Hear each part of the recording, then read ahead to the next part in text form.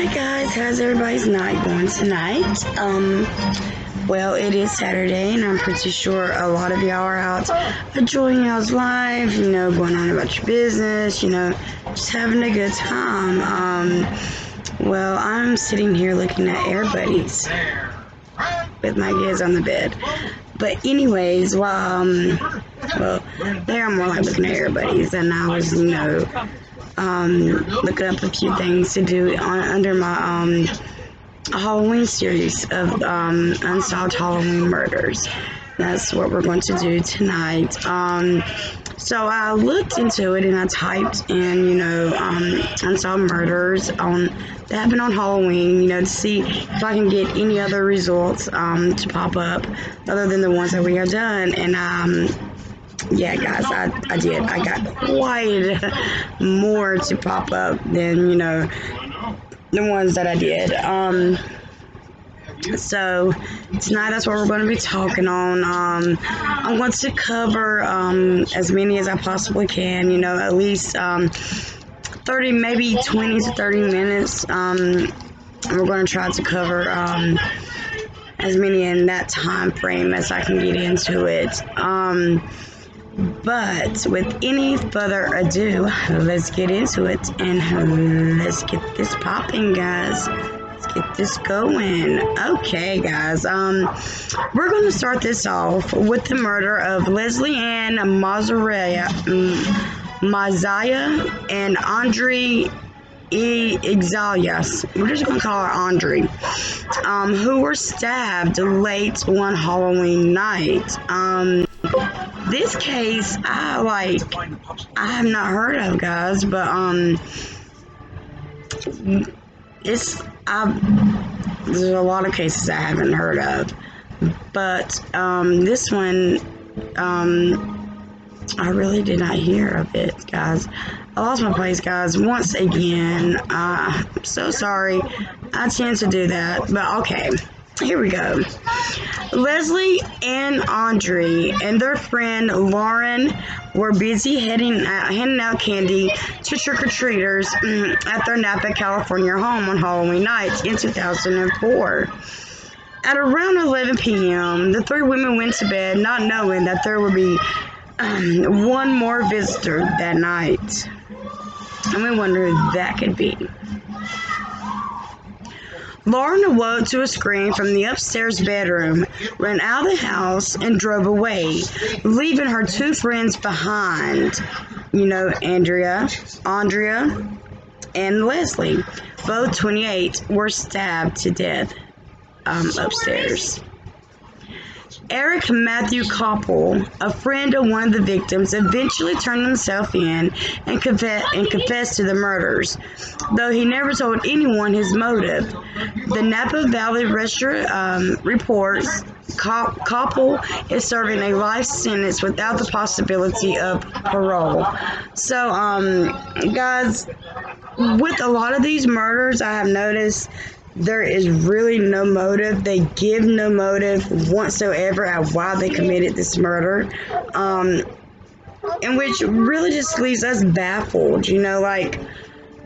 What was the need? Was it robbery? Was it a moment of passion? Was it a revenge? What was the motive of murdering these young women? I mean, he gave no explanation whatsoever at why he murdered them, and that just leaves you to wonder, what monster would do this? But it's Halloween, and trick-or-treaters, and the people that hand out the candy, really don't think much of it whenever they see somebody in a costume, or when they hear the doorbell ring. They're going to go open it and they're going to hand out the candy. You're not thinking that anything bad would happen, but unfortunately, a lot of people use Halloween as one of them times where they can actually, commit a crime, and most of the time get away with it because it's Halloween. Everybody's dressed up. People are wearing masks over their face, and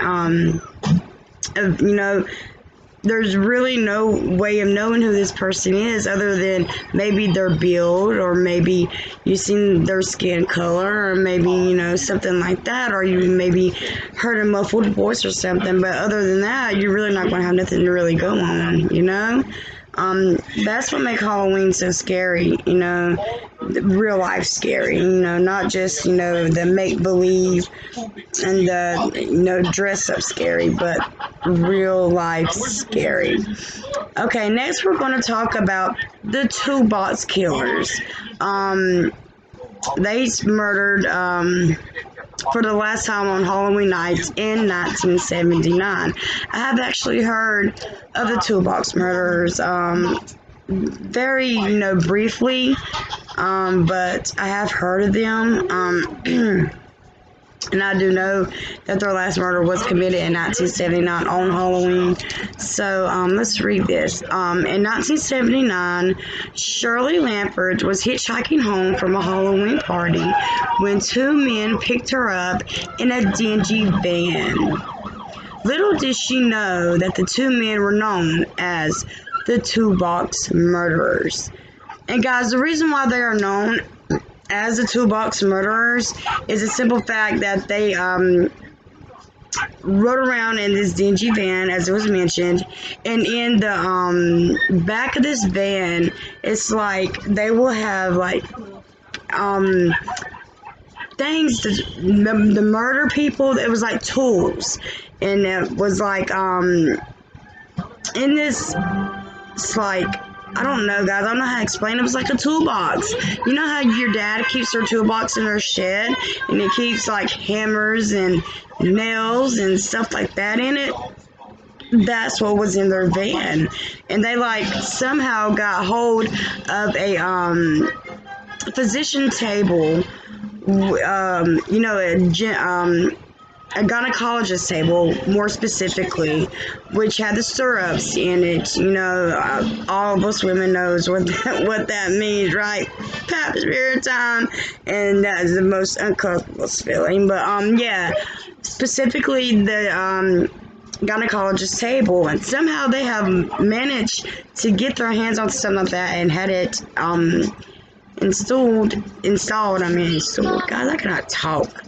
Tell me about myself, okay, guys? But had that installed in there, and it's just crazy the lengths that people will go.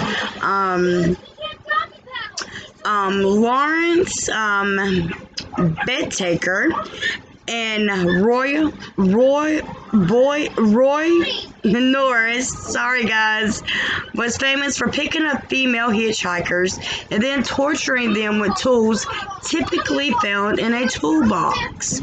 According to a New York Daily News, they often took pictures of their victims during their slayings. After torturing Lanford, they dropped her body on a stranger's lawn. Lanford became the pair's fifth and final victim after a friend turned them in. Bedtaker was sentenced to death but died in 2019 of natural causes. NBC reports Norris, who cooperated in the investigation, was given only 45 years to life. So I think he should have gotten the same sentence that Bedtaker got also. But like I said, guys, that's why they were dubbed the toolbox murderers, because the tools that they used to murder with was typically that was in a toolbox. And it's just, I don't know, guys, what to make of things like this. Next up is the murder of Martha Moxley after attending a Halloween party. I'm pretty sure y'all heard of Martha Moxley and the brothers that supposedly murdered her, and that she was found like on their property or near around. Well, she was found on her property, like out the back, but it was the Skakel brothers that supposedly, one of them, I don't know if it was Michael or the other one, I'm not sure which one is the other one, but this case was very famous. because of the families. They all both families were very rich and wealthy, well known in their community, very high powered, families they were, and that's why this murder was very well known. Anyways, let's read this. Martha Moxley was found dead in the backyard of her home in Connecticut. This happened in Connecticut, guys. The night before Halloween in 1975, 15-year-old Martha Moxley left her Connecticut home to attend a costume party. On Halloween morning, she was found dead in the backyard, beaten to death with a golf club, according to the New York Times. 25 years later, Michael Skeckel, which I told y'all about, who was also 15 at the time of the slaying, was convicted of the murder and sentenced to 20 years to life in prison. He maintained his innocence, and on May 4th, 2018, the Connecticut Supreme Court vacated its conviction. In 2020, CNN reported that the case was reopened to the public. So, it was Michael Skeckel, like I said, that was eventually convicted of her murder, which was decades later, but was eventually, even though they are unsolved right now, and eventually a murderer will get caught somewhere down the line unless they die. That's the only way they're not going to get caught, because a lot of times investigators are not going to give up. Families definitely aren't going to give up. There's all that there that's going to keep pushing until, something is brought forward, and something, because at every crime scene, you leave something of you behind, some kind of DNA behind at every crime scene. If I was to go and murder somebody tonight, I'm going to leave something behind. More than likely, my hair probably left behind, or something like that in that nature. Something of your DNA is always left at that crime scene, even though it may take years, decades. Eventually it will come to light. What is left in the dark will always come to the light. You best believe. Next up is a Japanese exchange student in 1992 never made it to a Halloween party, which she set out to go to, but she never ever made it. And guys, I am not going to be able to pronounce her name. I am not going to try to. I'm going to just call her Yosh. Because that's what I see right now. Because I am so bad at trying to pronounce foreign names. And my oldest daughter is a witness to that, because I am such a big BTS fan and GOT7 fan. But, I still have trouble pronouncing their names right and making it actually sound right. So, I will butcher a name in a heartbeat. So anyways, let's go. With that little backstory, let's go ahead. Okay, guys, when Yosh, a Japanese exchange student, went out on Halloween night in 1992, he was heading to a party in New Orleans. Unfamiliar with the neighborhood, Yosh struggled to find the streets of the event. When he eventually thought he had found the house, he knocked. When he got no answer, he walked back towards his car. Suddenly, the door of the house opened, and Yosh said, "We are here for the party," but then the man in the doorway shot Yosh with a revolver. So, apparently, he had the wrong house, but whoever the owner of this house was, why would you just open the door with a revolver and start shooting at somebody that you ain't even gave a chance to explain why there was nothing at your door, or what they were wanting? You did not even give them that opportunity to even explain to you, and you just blast them with a revolver. I mean, come on, guys. This world is just pure evil. Um, it turns out that Yosh was at the wrong address. When police questioned the homeowner, Rodney Pears, he claimed that he had been scared and that he thought the student was trespassing on his property with criminal intent, according to Japan Today. Well, you would have gave the man time enough to explain himself. Maybe he would have told you he was there for the party, but it was right here. He said that he was there for the party. I mean, but so why would you shoot him if he just accidentally got the wrong address? I mean, guys, this world is evil.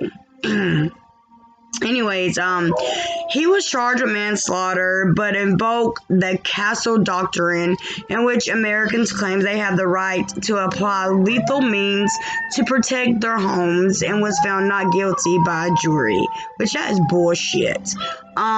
Because us as Americans, we have the right to protect our home. We have every means to protect our home. But if we hear somebody say, quote, we are here for the party, and we're not having a party, a rational human being would be like, you must have the wrong address. What address are you looking for? Maybe I can help you, or something in that nature. We're not just going to start opening fire, right? I wouldn't.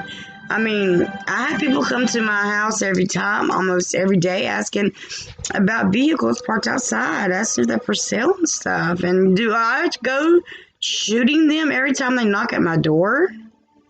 No, even though sometimes I feel like it, but just joking, guys. But no, I don't. I mean, it does not give you the right to just open up your door and start blasting somebody just because they knock at your door.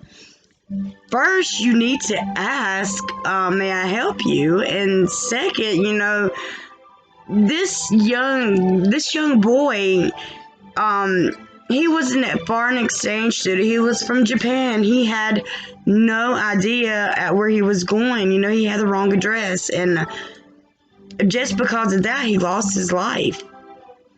It's crazy, guys. This world's just evil. Evil, evil, evil. Okay, quote. We're going to quote this because this came from Yosh's parents. Quote, sometimes I feel like he's still in America. Yosh's father told Japan Today in 2012. Someday he'll come back home, I say to myself. That is sad, guys. That's just so sad. Next is Peter died in what police said was a crime of passion in the late 50s. Okay. Los Angeles was shot by a deadly love triangle in the late 50s. Okay. When Peter and Betty went to sleep Halloween night in 1957, they thought they were finished with trick-or-treaters. But in the middle of the night, the doorbell of their Los Angeles home rang. Peter got out of bed and brought candy to the door.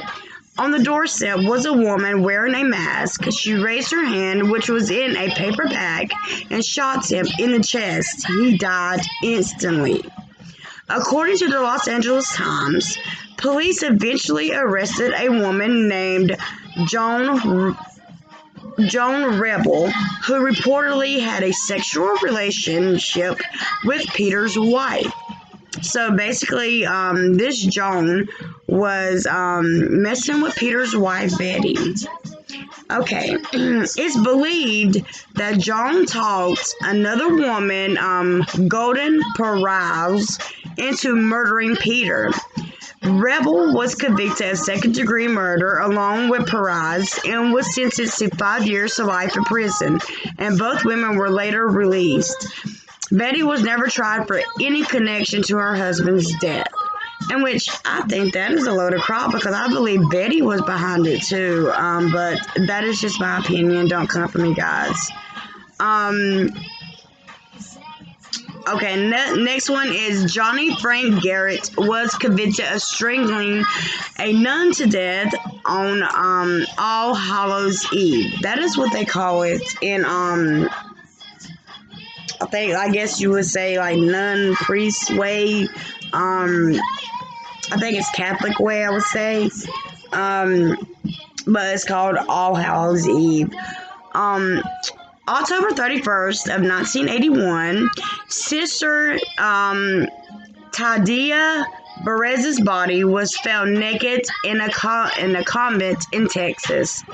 The other nuns in the house noticed a broken window in the community room. They called the police immediately. Authorities found Perez's clothing and a knife under the bed. Meanwhile, an autopsy revealed the nun was stabbed, strangled, and sexually assaulted. Guys, a nun. A nun. You can tell what this world is all about, right? Police arrested a man who lived across the street named Johnny Frank Garrett after a witness saw him running from the convent that evening.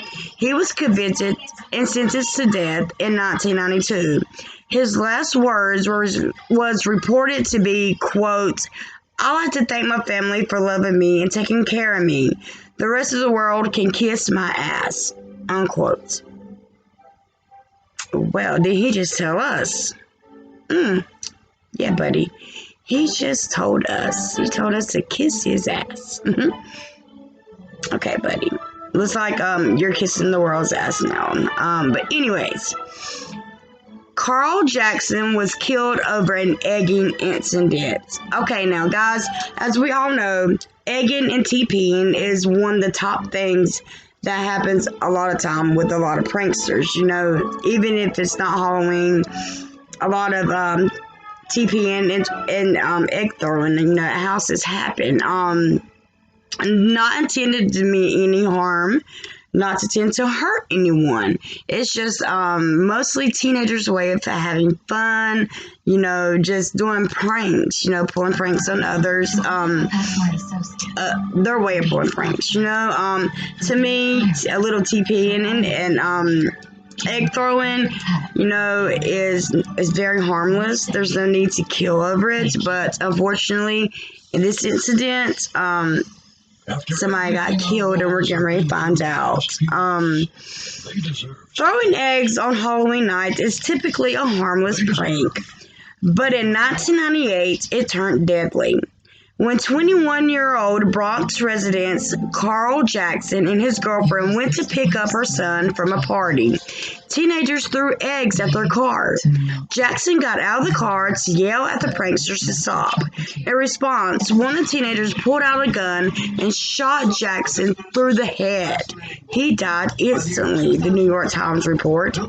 So, and vice versa here, Carl gets shot point blank range into the head because he gets out and he yells at the kids to quit, you know, probably more than likely told them to quit egging his car, to quit throwing eggs, and he got shot just for that. So obviously this teenager had some anger issues going on along with egg throwing. 17-year-old Curtis Sterling was charged with second-degree murder and criminal possession of a weapon.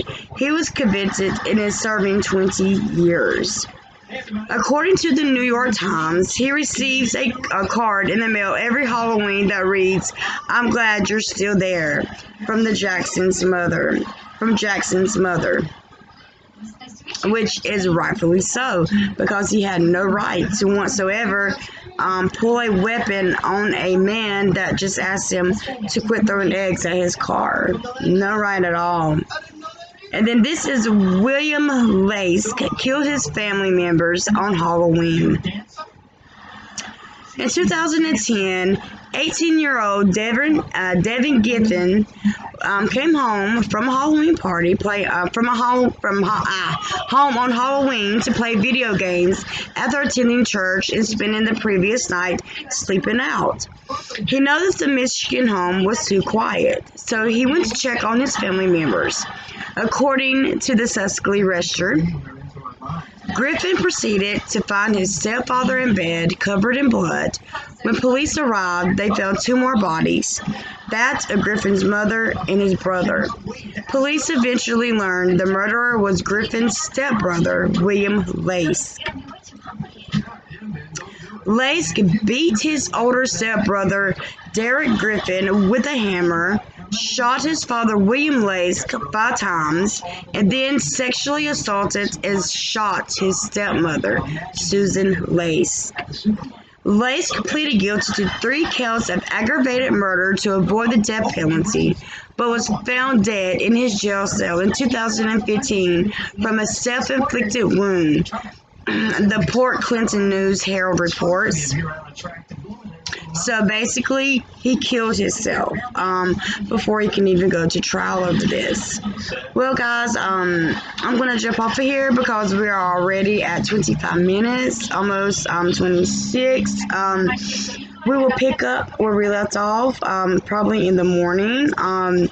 Anyways, remember to stay kind, stay beautiful, and to always put God first. And remember, I love y'all. And no brutal things this Halloween, please, guys. No, going out here and getting yourselves into trouble or, any of that mischief. Keep it simple, keep it fresh, keep it fun, and, enjoy yourself, but, it doesn't call to murder nobody or to get in any kind of trouble, with the law or anything. So anyways, guys, with that being said, I am out of here. Y'all have a good night. Mwah. No, you just be straight with her. Tell her the truth.